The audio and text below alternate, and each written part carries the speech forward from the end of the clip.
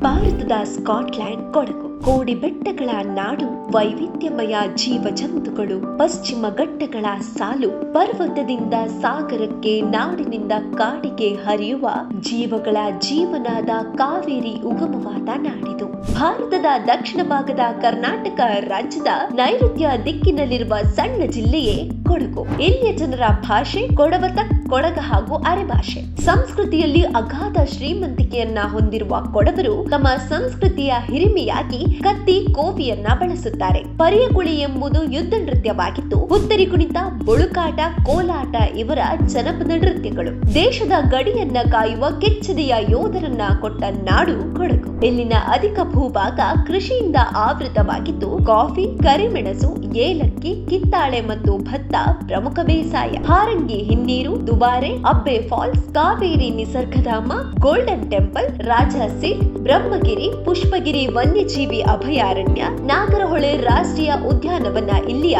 ಪ್ರಮುಖ ಪ್ರವಾಸಿ ತಾಣಗಳು. ಭಾರತದ ಶ್ರೀಮಂತ ಜಿಲ್ಲೆಗಳಲ್ಲಿ ಒಂದಾಗಿರುವ ಕೊಡಗು ಪರ್ವತ, ಹಸಿರು ಕಣಿವೆಗಳಿಂದ ಕೂಡಿ ಜನಪ್ರಿಯ ಪ್ರವಾಸಿ ತಾಣವಾಗಿ ಪ್ರವಾಸಿಗರನ್ನ ಆಕರ್ಷಿಸುತ್ತಿದೆ.